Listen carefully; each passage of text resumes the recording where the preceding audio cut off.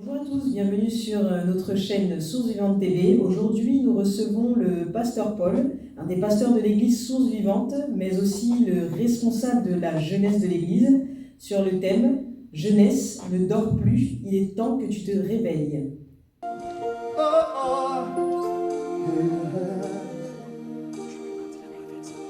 J'ai si longtemps cherché ma destinée. J'ai parcouru les plaines, les montagnes, les nuées, sans te retrouver. Trop souvent rabaissé, parfois même négligé. J'ai erré dans ce monde de misère, de péché, sans te retrouver. Rabbi, tu es ma grâce. Elohim, oh de mon âme. Rabbi,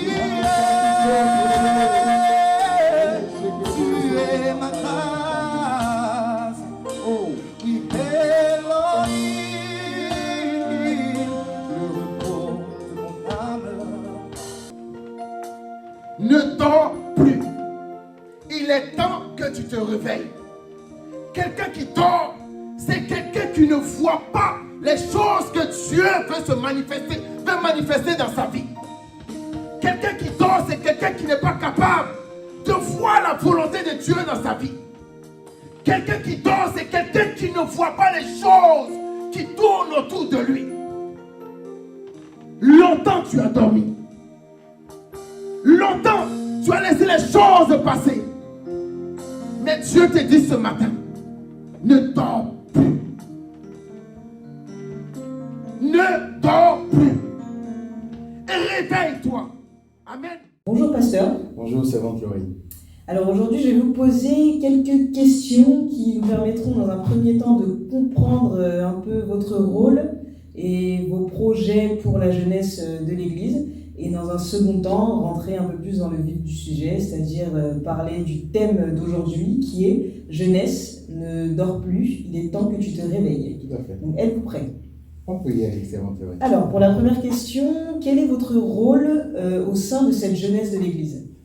Alors, mon rôle principalement au sein de cette jeunesse, déjà de 1, c'est d'accompagner cette jeunesse-là à s'épanouir spirituellement et physiquement, les accompagner dans leur relation avec Dieu, leur donner tous les armes qu'il faut pour pouvoir être des bons disciples dans l'avenir.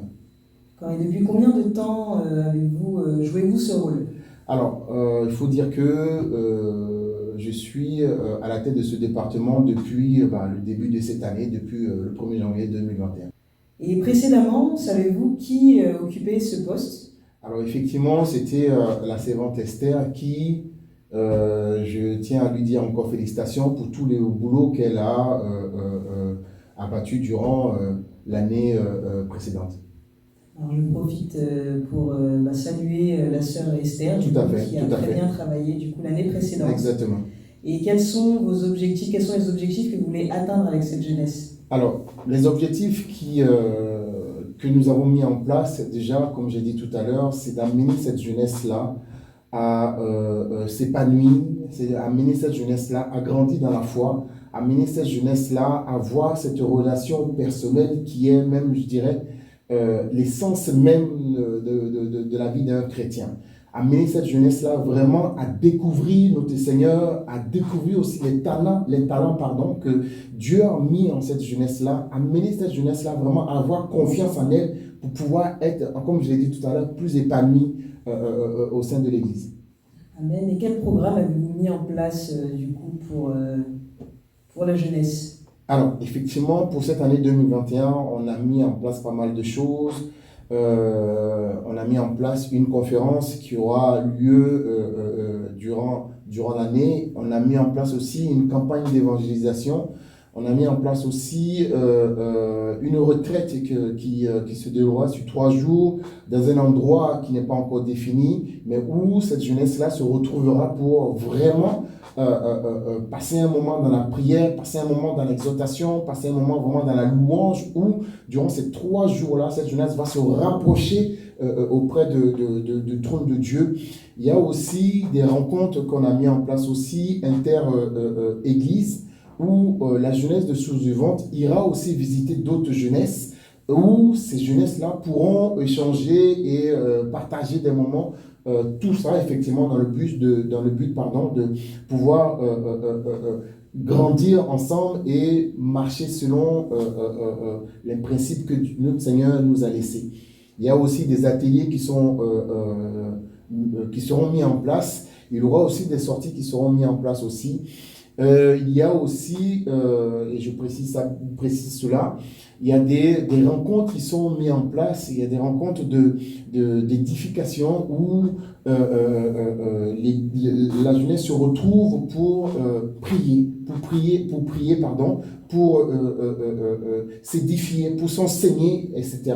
Il y a aussi des moments où des visites qui sont mises en place pour pouvoir aller voir aussi des frères, enfin d'autres jeunes qui, les rendre visite par rapport à d'autres, voilà. Maintenant, on va se rapprocher on va parler de la vision de l'Église qui est d'un ministère de réconciliation et de restauration. Tout à fait. Donc dites-moi en quoi le programme que vous nous proposez aujourd'hui réconcilie la jeunesse avec Dieu.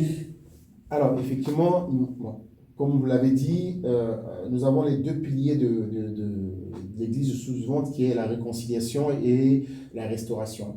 Je pense que cette jeunesse-là, il faut la mener déjà de 1 à se réconcilier avec Dieu. Et je pense que si cette jeunesse est réconciliée avec Dieu, elle sera totalement épanouie pour pouvoir se donner à 200% dans la croissance et l'évolution de l'Église Source-du-Ventre. Alors nous allons maintenant nous pencher sur le thème du jour qui est jeunesse ne dort plus, il est temps que tu te réveilles, un thème que vous avez vous-même suggéré. Tout à fait. Donc expliquez-nous un peu ce thème. Pourquoi ce thème?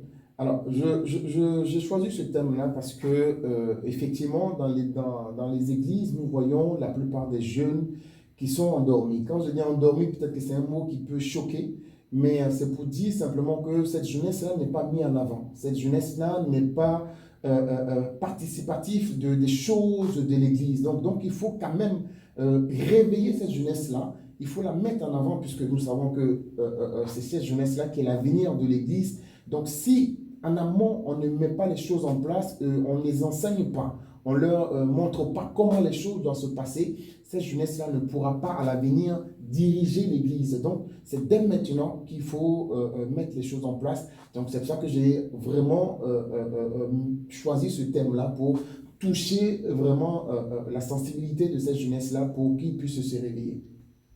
Amen. Alors, du coup, dans ce thème, vous avez choisi d'utiliser le verbe dormir. Absolument. Donc, un verbe qui m'a interpellé. Donc, expliquez-nous un peu pourquoi dormir. Alors, bon, il faut dire que déjà, je pense que lorsqu'on dort, on n'est pas libre de ses actes. Lorsqu'on dort, on ne peut pas capter totalement tout ce qui est autour de nous. Donc, en gros, c'est pour, comme j'ai dit tout à l'heure, éveiller la conscience de cette jeunesse-là, pour leur dire que lorsque tu dors, il y a des choses qui se passent autour de toi. Donc, il faut que tu sois en alerte, ne dors pas, il faut que tu te réveilles pour que tu puisses avoir un visu de tout ce qui se passe autour de toi, pour ne pas que tu tombes dans ce gouffre-là que le diable veut t'amener. Voilà. Amen.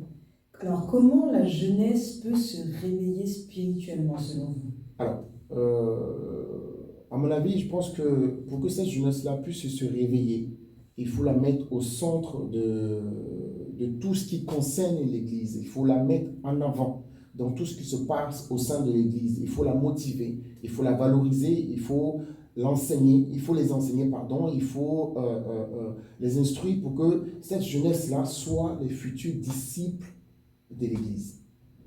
Et selon vous, quel impact, tout ce que vous venez de nous dire, quel impact cela pourrait avoir sur l'Église?